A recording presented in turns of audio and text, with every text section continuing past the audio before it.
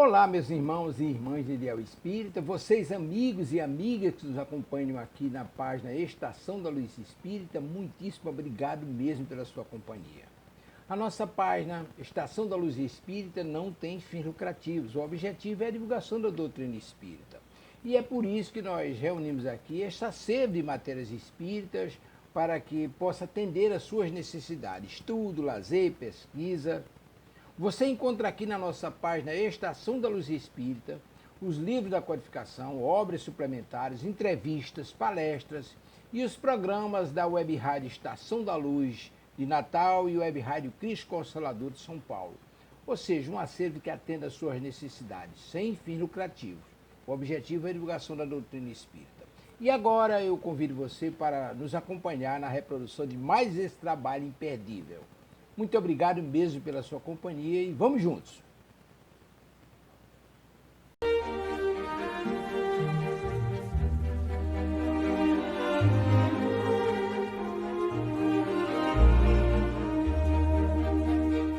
Caros ouvintes internautas, sejam todos bem-vindos.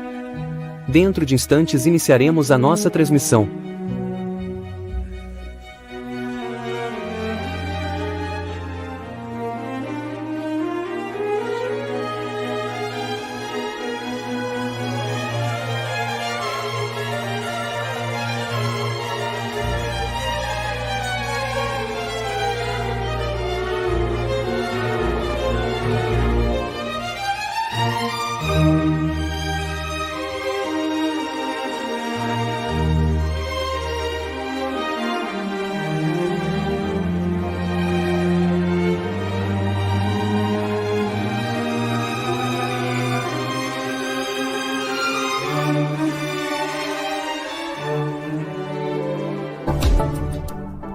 Sistema Deus Conosco, de comunicação espírita.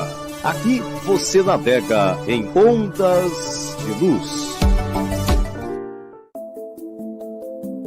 O Sistema Deus Conosco de Comunicação Espírita, em parceria com a Associação Médico Espírita de Alagoas, apresenta um programa Saúde e Espiritualidade. Uma abordagem sobre as doenças e seus reflexos no corpo e na alma. Sejam todos bem-vindos.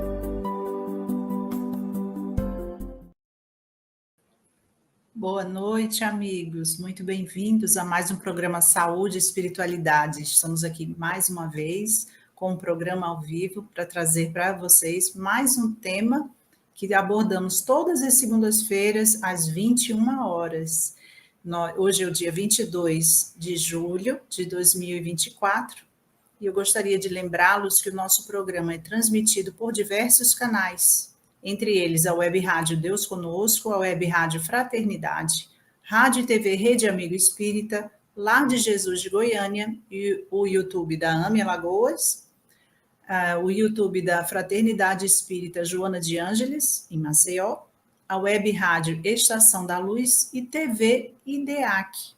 O meu nome é Márcia Corsino, eu sou vice-presidente da Associação Médico Espírita de Alagoas, e tenho o prazer de trazer para vocês, vou chamá-lo ao palco, nosso querido presidente da nossa AME Alagoas, Dr. Ricardo Santos, que vai nos falar hoje. Dr. Ricardo, para quem não conhece, é médico cardiologista, presidente da nossa AME Alagoas, ele é diretor do Lar São Domingos, uma entidade filantrópica aqui de Maceió, ele é diretor do Sistema Deus Conosco, diretor da Fraternidade Espírita Joana de Ângeles, em Maceió, palestrante espírita, coautor de livros. São muitas atribuições do nosso querido Ricardo, que sempre as exerce brilhantemente. E ele hoje vai nos falar sobre o tema: o uso do álcool é um hábito inocente? Ricardo, muito bem-vindo a mais um programa. Boa noite, Márcia. Um abraço aos amigos. Então, é com muita alegria que representando a AME Alagoas, né, estamos trazendo mais um tema para as nossas reflexões, que envolve, evidentemente, a defesa da vida, né, a qualidade de vida espiritual e vida orgânica. E hoje estamos trazendo esse tema, já que o álcool é uma droga difundida de forma planetária, né, consentida também, é uma droga lícita, e que está presente na maioria dos lares do nosso planeta. Isso. Vamos ouvi-lo, então. Lembrando aos nossos internautas que, se quiserem fazer alguma pergunta através do nosso chat, elas serão respondidas ao final do programa, na medida do possível. Então, vamos ouvi-lo. Então, meus amigos, como eu falei,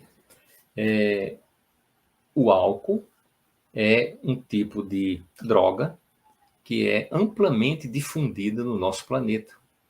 Nós vamos ver aqui nos dados estatísticos, por exemplo, que 12,5% da população mundial, segundo a Organização Mundial de Saúde, já usou abusivamente o álcool, né? E 10% da população planetária sofre com o vício. Não só a questão da dependência, como também a questão das complicações orgânicas, psicológicas, sociais, e a gente vai conversar um pouco também sobre os prejuízos espirituais que o álcool usado abusivamente produz, né, na vida das pessoas.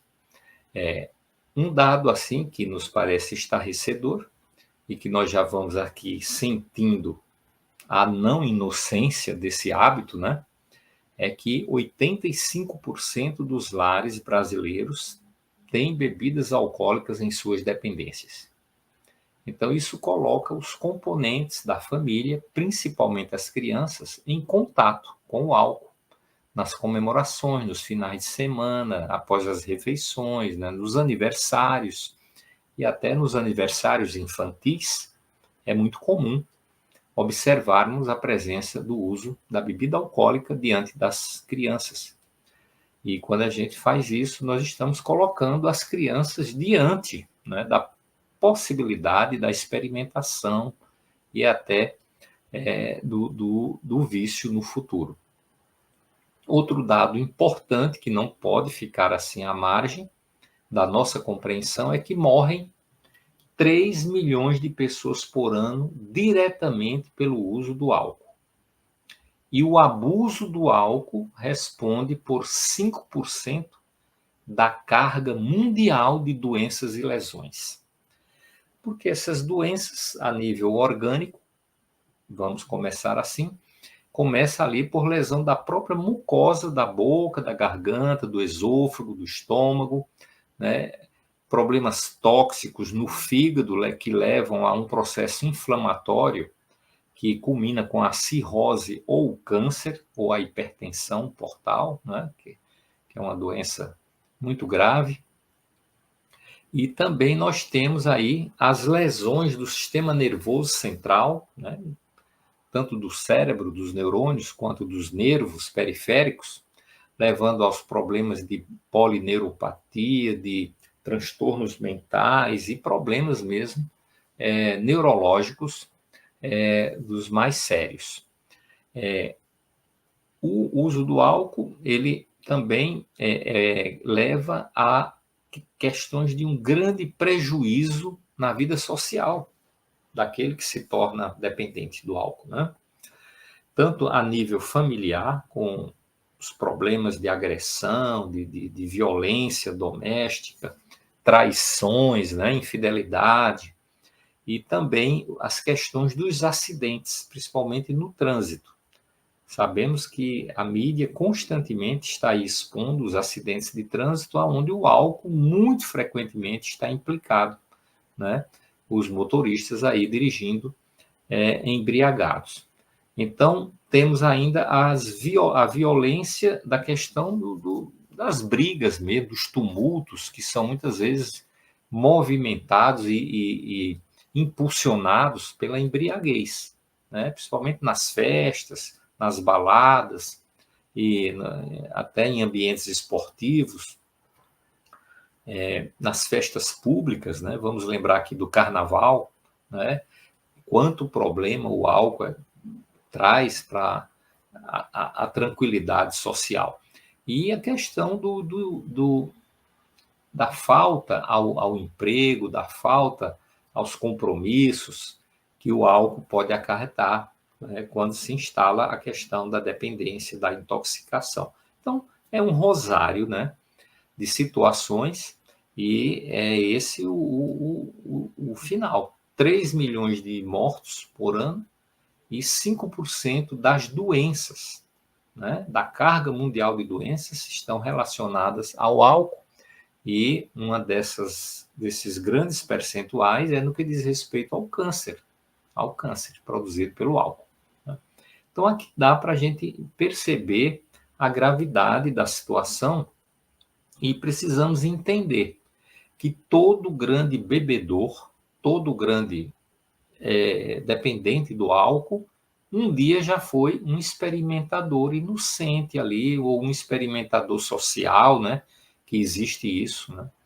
E diante de toda essa calamidade, nós vemos uma grande permissividade, não só no ambiente doméstico, dentro dos lares, com relação ao uso e abuso do álcool, mas vemos também uma total permissividade das autoridades, que não exercem uma fiscalização como deveria, principalmente em cima do acesso de crianças, adolescentes e jovens à bebida alcoólica, e inclusive ao incentivo ao uso do álcool, como é o caso das propagandas, dos filmes, das novelas, e inclusive vinculando o álcool a grandes personagens que são pessoas que deveriam trazer uma boa influência para a juventude, para a sociedade, e que ali exteriorizam o vício, a bebida, o uso da bebida alcoólica, como sendo algo chique, algo muito interessante. Então, são esses fatores que a sociedade precisa ainda perceber e amadurecer, no sentido de compreender a extensão dos danos que o álcool é capaz de produzir, né, na sociedade como um todo, nas famílias, né?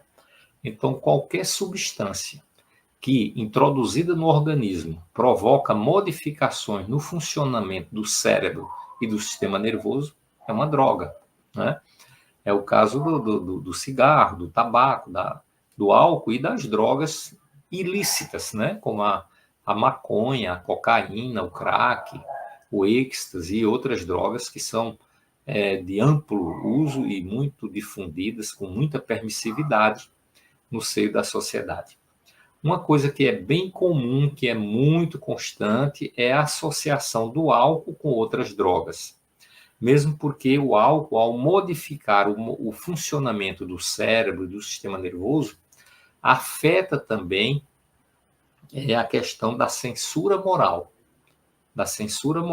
dos indivíduos, que passam a ser extrovertidos, além daquela cota, né, que ele possui no seu estado de lucidez, sem a droga, e diante dessa situação, ele perdendo a capacidade de fiscalizar os próprios impulsos, ele facilmente pode ser levado, principalmente crianças e jovens, a experimentar outras drogas quando estão sob o efeito da embriaguez.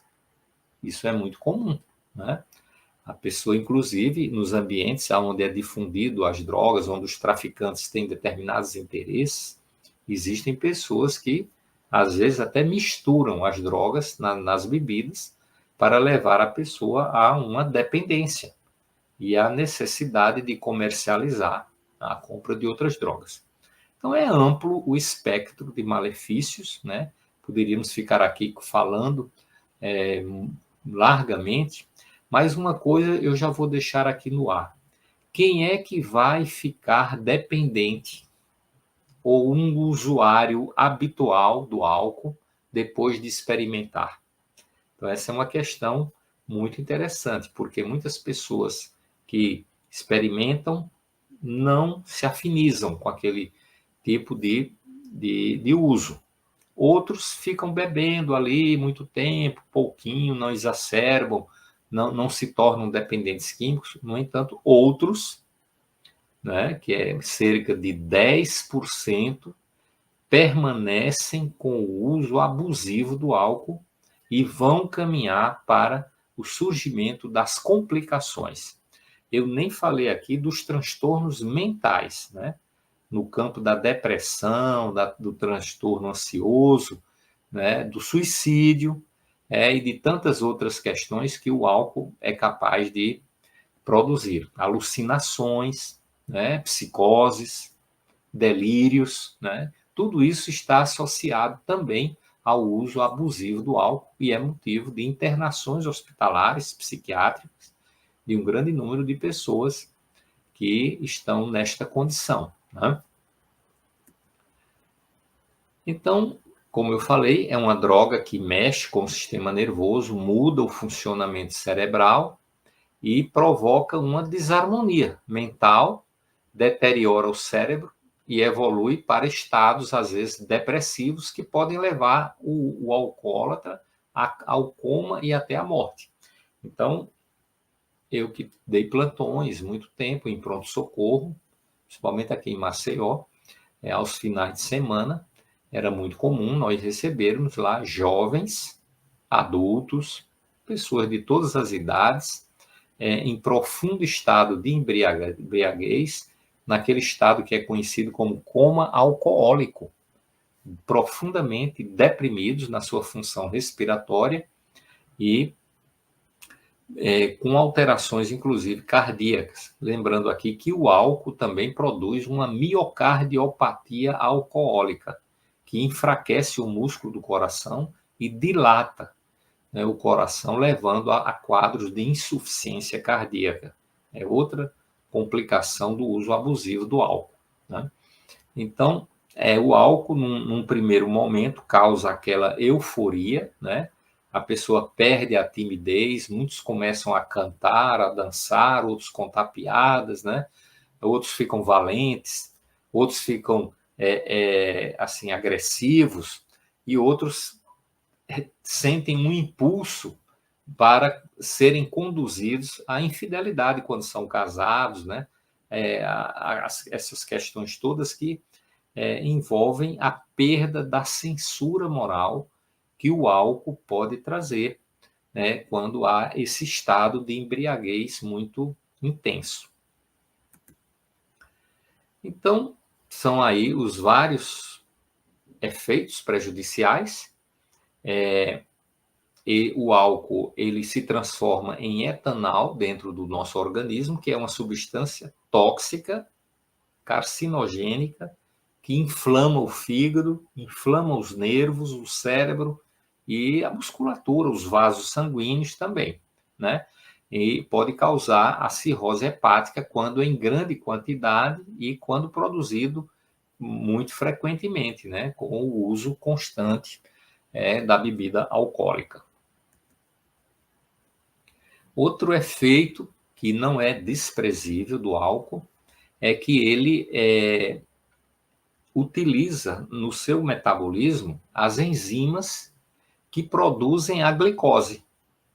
Aí, como essas enzimas são consumidas, a glicose deixa de ser produzida e se instala um quadro de hipoglicemia, que é muito comum nesses estados de embriaguez intensa ou de coma alcoólico. É uma preocupação muito grande, porque o cérebro, privado da glicose, ele pode produzir o coma, pode produzir convulsões, sonolência, etc., né? E nós todos sabemos dos efeitos da intoxicação alcoólica no sistema digestivo, né? Que é muito comum o vômito, a náusea, né? Aquele mal-estar terrível, a ressaca, né? E também um outro efeito danoso do álcool. Ele é diurético, ao contrário do que muitas pessoas pensam ao tomar grandes quantidades de cerveja, de que estão se hidratando, principalmente no calor. E nós queremos lembrar aqui que quando você bebe 1 litro de álcool, ou uma garrafa de álcool, você elimina uma garrafa mais 20%, pelo menos, de líquidos do seu organismo através da urina, né? Então, aquele efeito diurético não é por conta do volume da cerveja, é por efeito antidiurético, por um efeito do álcool no hormônio antidiurético, né? Então, ele inibe, né, o hormônio inativa o hormônio antidiurético, que é responsável por reabsorver água, porque ele é antidiurético. Ao ficar inibido, a pessoa passa a ter uma diurese aumentada e entra em processos de desidratação, principalmente no calor ou quando o ambiente é muito agitado, como é o caso do carnaval, etc., e de festas e tal, onde a pessoa dança, se agita, bebendo, ela pode rapidamente entrar em processos de desidratação. Então, são questões científicas que nós estamos lembrando aqui para que todos possam refletir a respeito do uso do álcool.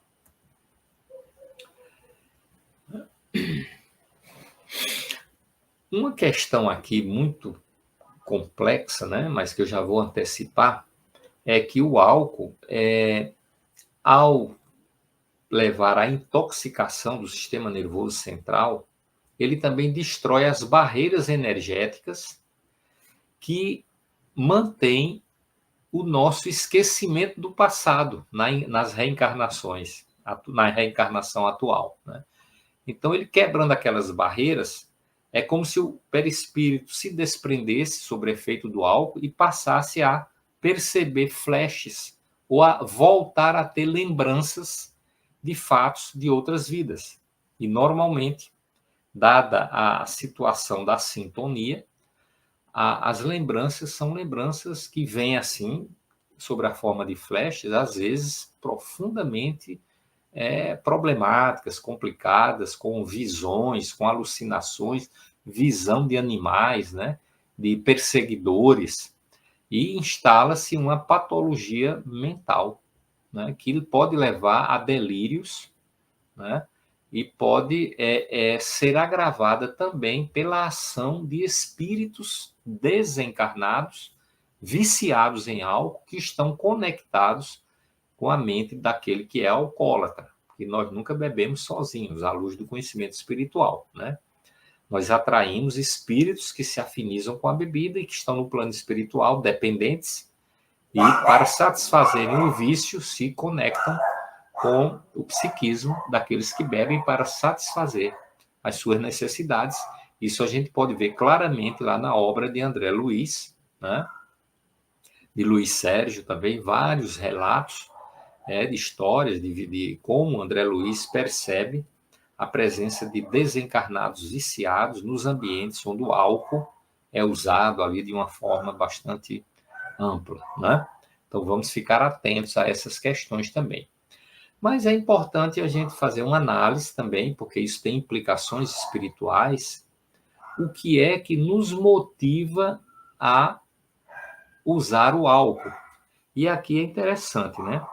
Porque o álcool, ele vem disfarçado em vários tipos de bebidas, licores, garrafas bonitas, né? Rótulos maravilhosos, coloridos, né? Garrafas de uísque, de outras cervejas que são muito atraentes. E, na verdade, são camuflados, né? Camuflações para que a pessoa possa usar o álcool, que é o que interessa realmente, né? Às vezes chega um paciente no meu consultório e que é bebedouro, usual, frequente. Eu digo, você gosta mesmo da cerveja? Eu gosto. Então, você, a partir de hoje, vai usar cerveja sem álcool. Ela é amarela, ela espuma, ela gela do mesmo jeito da outra e até amarga também. Doutor, sem álcool não dá para beber de jeito nenhum. Mostrando que o que ele quer é o álcool e não a cerveja em si, que, por sinal, é bastante amargosa, bastante ruim, pelo menos para o meu paladar, né? Mas os motivos para o início do uso.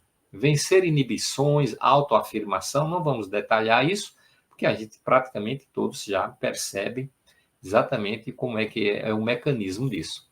Curiosidade por experiências novas, principalmente dos jovens, né, das crianças, dos adolescentes, busca do prazer, quando percebem que o álcool dá aquela euforia, aquela alegria, aquele dinamismo, né, para que a pessoa possa se integrar aos grupos sociais a que pertence.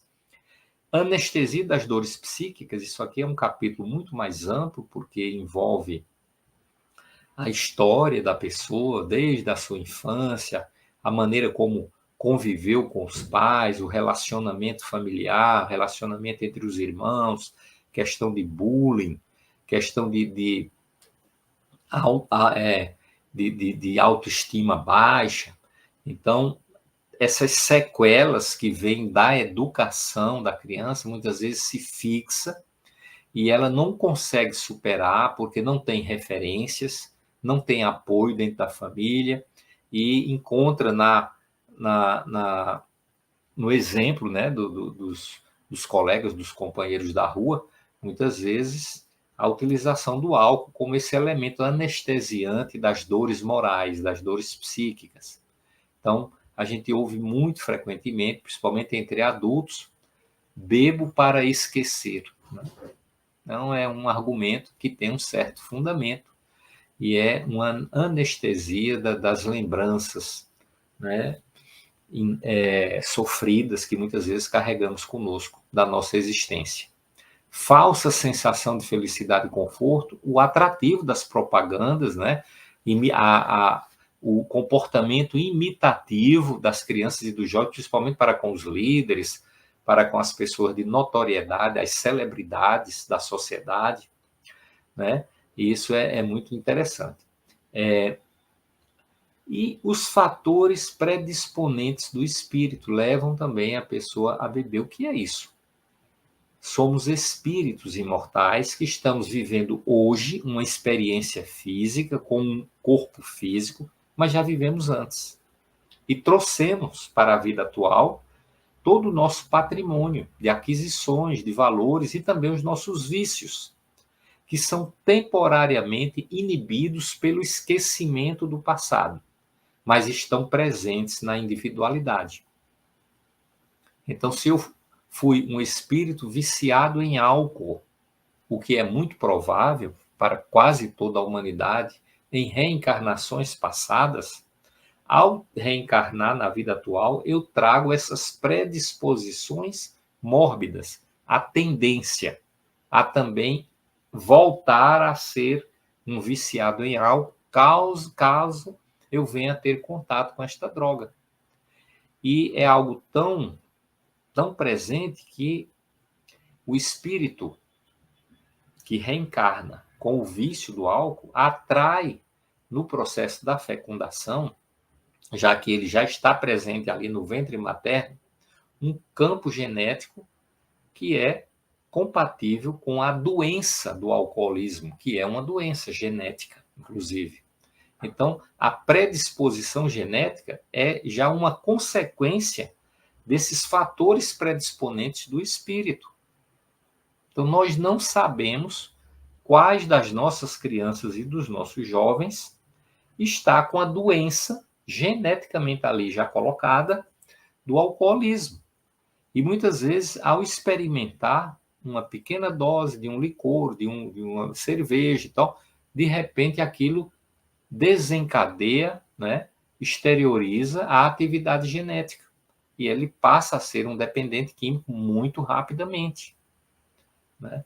Então, é preciso muito cuidado, porque ninguém vem com esquecimento do passado por acaso. Vem com esquecimento do passado para receber um processo educativo, né, para uma transformação de valores, né, corrigir os defeitos, os vícios, e para isso precisa do exemplo e do ensinamento dos pais. Se nós fraquejamos nesse aspecto do uso da bebida dentro de casa, da família que bebe, que se embriaga na presença dos filhos, nós estamos colocando os nossos filhos diante da possibilidade da dependência do álcool, não é? Então, são questões assim muito sensíveis, muito preocupantes, porque realmente é esse o resultado, né, do uso frequente, social, que se torna um hábito, daqui a pouco se transforma em um vício, com profundos danos à sociedade, à família e ao indivíduo. Então, a curiosidade, a aventura sem compromisso para se mostrar aos amigos, imaginando que só vai experimentar, pensando que uma vez só não faz mal, e também pensando que pode parar de beber a hora que queira, mas não para, né? Outro sintoma que já fala da dependência é quando a pessoa é um bebedor social final de semana. Mas se ele não beber no final de semana, ele se sente mal. Ele não se sente completo, né? Ele não consegue se entrosar com os amigos, não consegue ser alegre, não consegue ficar feliz. Então, já são sintomas da dependência química do álcool. Falhas na educação, que eu acabei de expor, e também falhas na vigilância, na educação que a sociedade e a escola têm a obrigação de fazer. A gente fala muito, porque na escola é só instrução, não é educação é em casa. Prioritariamente, sim. Mas uma sociedade de espíritos, de seres esclarecidos, tem responsabilidade com a educação comum de todos, né? E tem o dever de orientar, de prevenir, de fiscalizar, de vigiar, para que o vício não se instale na vida de ninguém, porque não é nada agradável. Não é nada agradável, né? Para ninguém se tornar dependente químico do álcool. Então, um jovem saudável é fruto do seu relacionamento com a família. E eu gostaria de colocar aqui que os trabalhos científicos demonstram que, por exemplo, lares que não têm álcool, que têm um certo grau de religiosidade, de práticas de espiritualidade no seu seio, que tem uma religião, que frequenta o templo, que faz orações em casa, esse tipo de lar 85% dos jovens que não usam drogas vieram de lares com essas características. Então, a educação e a espiritualidade exercem um freio e dá ao jovem material e um potencial para ter uma vigilância, para evitar o contato com a bebida alcoólica. Então, isso está provado cientificamente através de pesquisa, né? Então, ao sair da fase infantil e penetrar na adolescência, o espírito passa a apresentar mudanças, né? Bruscas, imprevisíveis. Todo mundo fala das mudanças da adolescência, né? E exatamente nesse período, o espírito passa a exteriorizar o fardo de estímulos que já carrega em si mesmo, como herança de si próprio, oriunda de séculos de experiência. Inclusive os vícios vêm à tona se eles não foram devidamente domados, controlados pela educação, pelo exemplo dos pais. Então, aquilo volta e muito facilmente aquele jovem poderá ingressar nesse caminho do uso das drogas e do uso do álcool e outras drogas, né? Então, aqui para reiterar mais uma vez, pais, familiares e amigos, quando bebem ou fumam perto de crianças, né, apresentam o vício a essas crianças.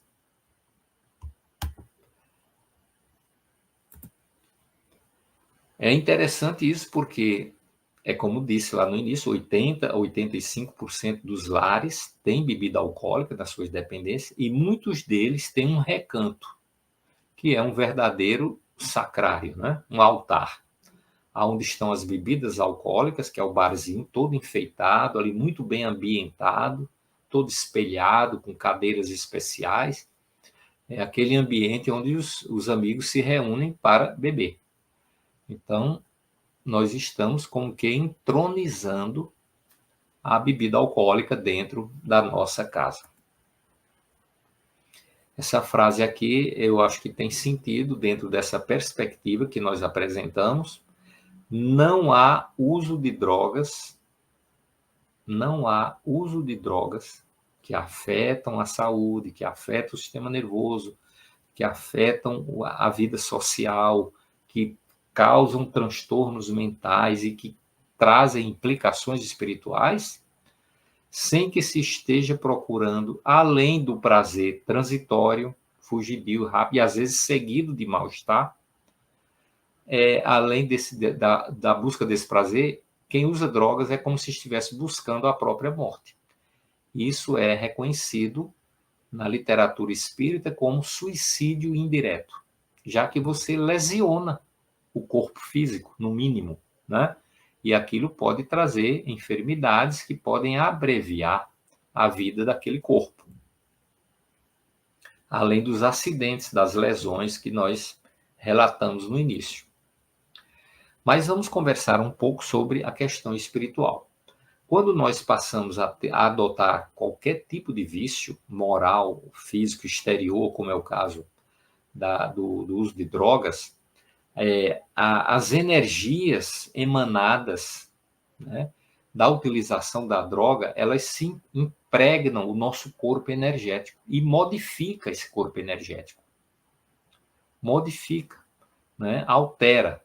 E a gente sabe que o nosso corpo energético, o perispírito, ele é o veículo do pensamento, é por onde transitam os nossos pensamentos. Ele é o agente das sensações, ele recebe as sensações do corpo e as transmite para o espírito. Ele é o modelo organizador biológico nas reencarnações futuras, é o guardião da memória, né? Então ele tem inúmeras funções, todas são afetadas pelas drogas, muito especialmente pelo álcool, levando aos transtornos mentais que são muito ligados a esse corpo energético, como as alterações do pensamento, a lentificação do curso do pensamento, né? As perturbações mentais, né?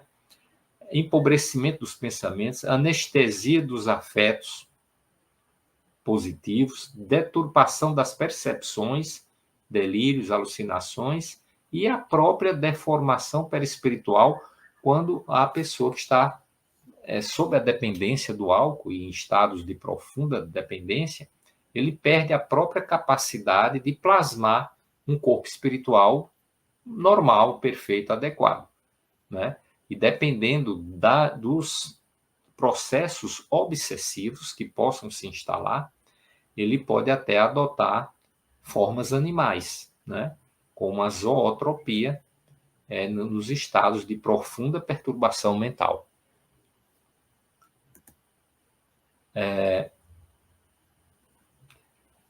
Como falei no início, a questão da espiritualidade no lar, a religiosidade, as práticas de espiritualidade, elas são de muito grande importância na prevenção desses processos de dependência do álcool e de outras drogas. Experiências como essa aqui de Levin mostram que ele fez um apanhado de dezenas e dezenas de trabalhos científicos. Ele mostra o seguinte, que a espiritualidade, a prática da espiritualidade, a oração, a ida ao templo, os estudos, a discussão do evangelho em casa, etc., melhora a autoestima, dá propósito e significado à vida, satisfação na vida amorosa, otimismo e esperança. Na quase totalidade dos trabalhos científicos. Então, isso são os fatores que as pessoas buscam quando bebem. Elas querem ter autoestima, querem ter um significado na sua vida, satisfação na vida amorosa, otimismo e esperança, mas só conseguem com a droga. Enquanto que as práticas de espiritualidade, por si só, a conscientização espiritual é capaz de nos promover esse estado psicológico de bem-estar, que faz com que a gente não tenha interesse em usar álcool, que nesses casos produzem mal-estar. Quando você já tem isso como uma aquisição, uma vivência normal da sua vida, né? Aqui é aquele trabalho das escolas mostrando que uma maior educação religiosa na infância mostrou-se marcadamente importante como fator inibidor para o uso de drogas em 85% dos jovens que não usavam drogas. A espiritualidade na família, né?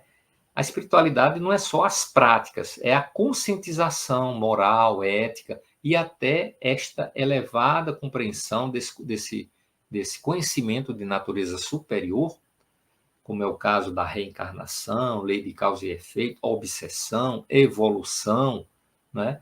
Tudo isso, como parte do conhecimento espiritual, leva à redução da angústia, do temor, da insegurança, da depressão, do desespero, crescente confiança, coragem, serenidade e paz. Porque essa conscientização espiritual fala não só da existência de Deus, da nossa relação com Ele, e principalmente fala dos nossos potenciais divinos que todos nós carregamos conosco e que os desconhecemos. O conhecimento espiritual, nos trazendo essa conscientização, nos dá serenidade, nos dá tranquilidade, que nos preserva da loucura, do suicídio, do vício, das drogas, de todo esse tipo de comportamento inadequado que a gente possa adotar aqui na Terra, né? Então, é fundamental como prevenção, tratamento e até para a cura desses processos de dependência do álcool. Então, a espiritualidade também dá maior franqueza e honestidade, porque a pessoa sabe que aquilo que ela quer esconder está escancarado para a espiritualidade, né, para Deus, e vai trazer consequências para a sua própria existência aqui na Terra e no plano espiritual, né? Sensação de felicidade, alegria e prazer, coração mais amoroso e mente mais desperta, mais lúcida, né? Porque a conscientização espiritual traz mais lucidez mental. E aqui uma advertência da Joana de Anjos: nunca te permitas a assimilação do vício, na suposição de que dele te libertarás quando queiras, pois que se os viciados pudessem querer, não estariam sob essa violenta dominação. Então, quantos lares hoje estão em processos de profundo sofrimento, porque o pai bebe, a mãe bebe, os filhos, muitos estão em tratamento, dependentes do álcool, etc. Né? E também aquela colocação, eu sou um bebedor social, que pode estar estimulando a expressividade genética e se transformar num bebedor habitual e depois num grande viciado. Então, muito cuidado com isso, com essas questões. E para aqueles que estão fazendo uso há muito tempo, né, da bebida de forma social, muito cuidado para que não estejam causando lesões perispirituais que possam criar a enfermidade, né, do alcoolismo, que possa vir se expressar nas reencarnações futuras como uma predisposição mórbida ao alcoolismo, né? Então, esse conhecimento é libertador. É libertador.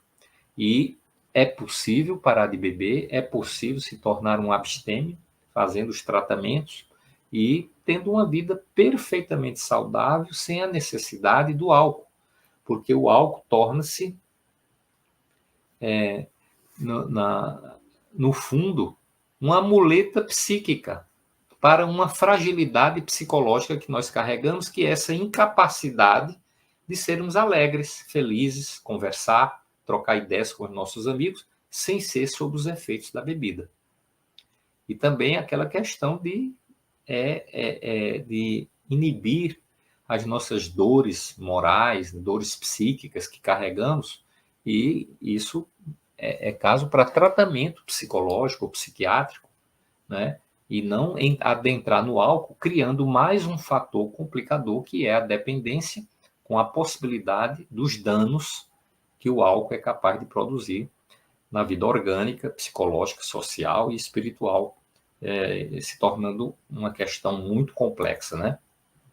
Então, na questão 909 do Livro dos Espíritos, Kardec pergunta: poderia sempre o homem, pelos seus esforços, vencer as suas más inclinações?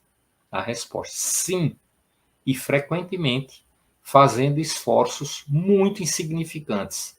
O que lhes falta é a vontade. Quão poucos dentre vós fazem esforços, né? Então, a prioridade, quando já existe, quando já está instalada essa questão, iniciar noções e práticas de espiritualidade na família e para o dependente. Isso não é dogmatismo ou pieguismo religioso, é um princípio científico de sanidade. Encaminhar também ao tratamento médico, psicológico, psiquiátrico, quando necessário, às vezes até a internação, né? E adotar todos os comportamentos assertivos, né, no seio da família, para evitar que a bebida ou a droga tenha acesso ao lar ou às mãos do dependente. Então, é todo um trabalho de conscientização da família que precisa ser feito, e para isso é recomendável os grupos de apoio fraterno, como o AAA, o Alcoólicos Anônimos, o apoio fraterno espírita que nós temos aqui em Maceió, no Lar São Domingos, que funciona online, né, ligados à Fraternidade Espírita Joana de Anjos e à AME Alagoas, e do qual eu faço parte, né? Então, fica aí a orientação no sentido da busca desse tratamento. Tenha coragem para lidar com as grandes tristezas da vida, paciência para lidar com as pequenas, e depois de ter cumprido laboriosamente sua tarefa diária, vá dormir em paz. Deus continua acordado, né? Então, nós concluímos aqui as nossas colocações e chamamos a querida Márcia para fazer as suas considerações, assim como o que os amigos quiserem possam ter perguntado. Pois é, Ricardo. É um assunto interessante e, assim, muito abrangente, porque, como você mesmo falou, na maioria dos lares brasileiros, né, a gente tem a bebida alcoólica como uma coisa aceitável, comum e até, assim, socialmente atrativa. Mas talvez era uma coisa que eu iria perguntar a você, para você falar um pouquinho para a gente. Talvez se as pessoas pudessem ver o ambiente espiritual, aonde se compartilha a bebida alcoólica, se elas tivessem a capacidade de ver como é que fica aquele ambiente, porque, como você bem disse, quem bebe fisicamente nunca está sozinho, né? Atrai aqueles que, de certa forma, estiveram viciados ou tinham o hábito de beber, ainda que socialmente, como se diz, mas que ao desencarnar ainda sentem a necessidade e a falta da bebida alcoólica e terminam por procurar os encarnados que têm esse hábito. Eu queria que você falasse um pouquinho para a gente como é que é esse ambiente espiritual. As descrições do André Luiz são terríveis, né? Eles falam que os espíritos se acoplam, né, como se montassem mesmo nos bebedores e ficam aspirando os vapores do álcool, né? Inclusive como através de verdadeiras trombas do corpo espiritual. É uma descrição assim terrível, né? E naquele ambiente ali são vários, né, que ali se instalam, e eles estimulam essas atitudes bizarras das pessoas, né, no campo da euforia descontrolada e tal, para incrementar a utilização da bebida alcoólica. Então é isso, essa é a realidade, né? É o conhecimento da verdade que nós precisamos ter. E é doloroso porque, às vezes, eu me lembro também nos plantões, chegavam muitos jovens em estado, porque não tem muita experiência com a bebida, aí começam a beber demais, facilmente entram naqueles estados muito alterados, e os pais levam eles para o pronto-socorro.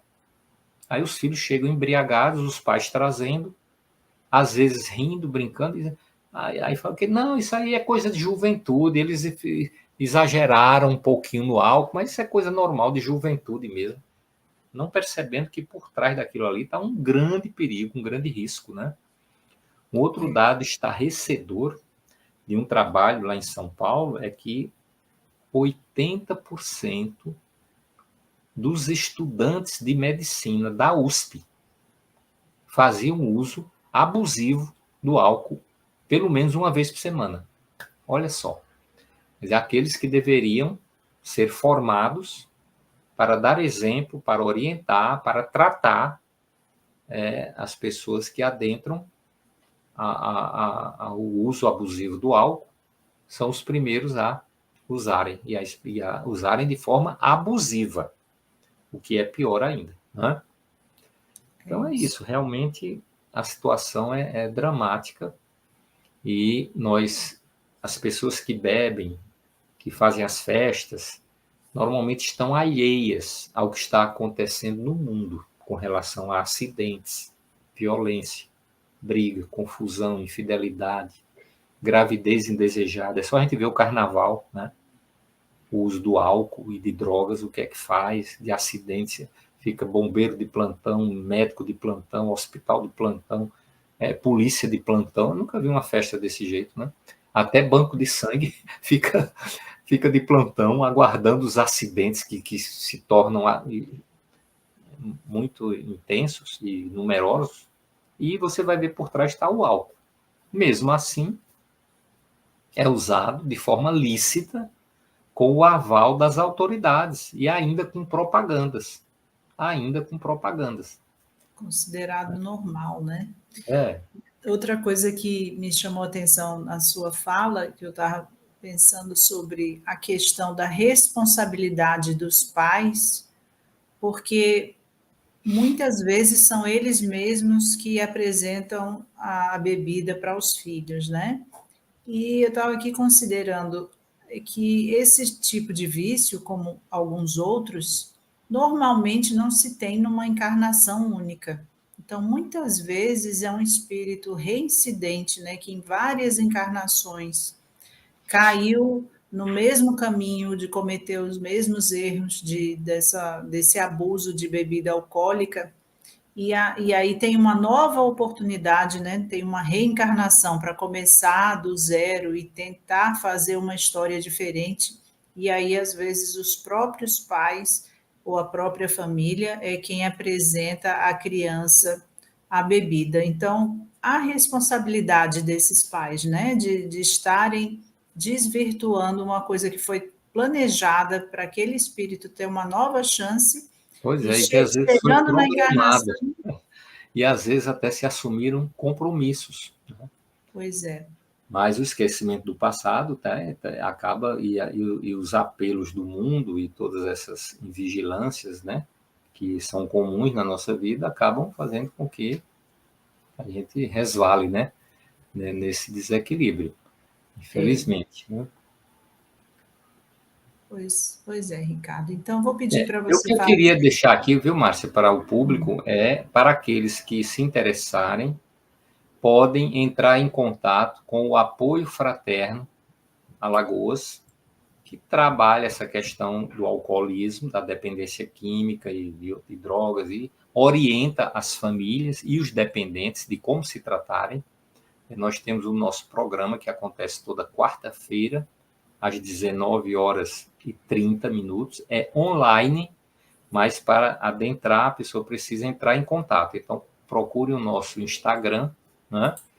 Onde poderão pegar o telefone, Apoio Fraterno Alagoas. Aí tem lá o telefone, liga e é fornecido então o link para aqueles que se interessarem das nossas reuniões que acontecem toda quarta-feira às 19h30.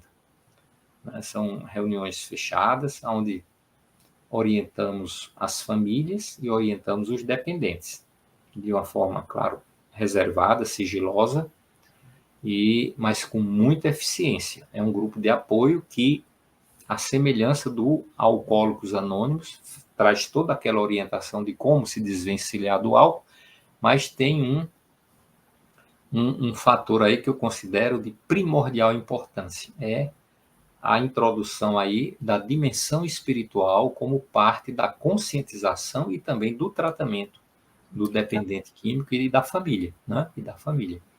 Então, Isso. fica aí. E esse grupo é não só para os dependentes de álcool, mas como para qualquer dependência química, não é qualquer isso? droga. Tá certo? Ótimo. E é isso, Márcia. Então, vamos dar uma boa noite aí aos nossos queridos amigos que nos acompanham. Boa noite a você também. Muito obrigado por tudo hoje, mais uma vez. E na próxima semana estaremos de volta trazendo mais um tema em defesa da vida, né? e trazendo a conscientização espiritual em saúde, o que é algo primordial. Quero até dizer que a dimensão espiritual é quem estrutura as demais dimensões da nossa existência. A biológica, a psicológica, a social e, evidentemente, o espírito, né? Muito bem, Ricardo. Nós que agradecemos a sua participação brilhante, como sempre, nos trazendo tantas informações tão úteis, né, para o nosso dia a dia, e desejando que você esteja aqui conosco brevemente. A gente tem outros convidados também, mas você é o nosso convidado especialíssimo, que está sempre aqui conosco e tem sempre a nossa gratidão.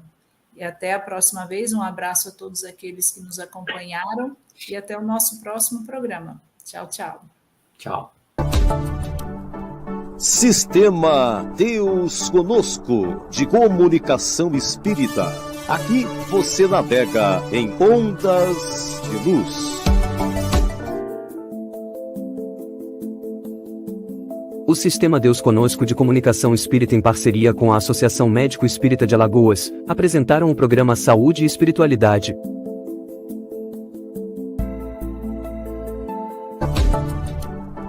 Sistema Deus Conosco, de comunicação espírita. Aqui você navega em ondas de luz.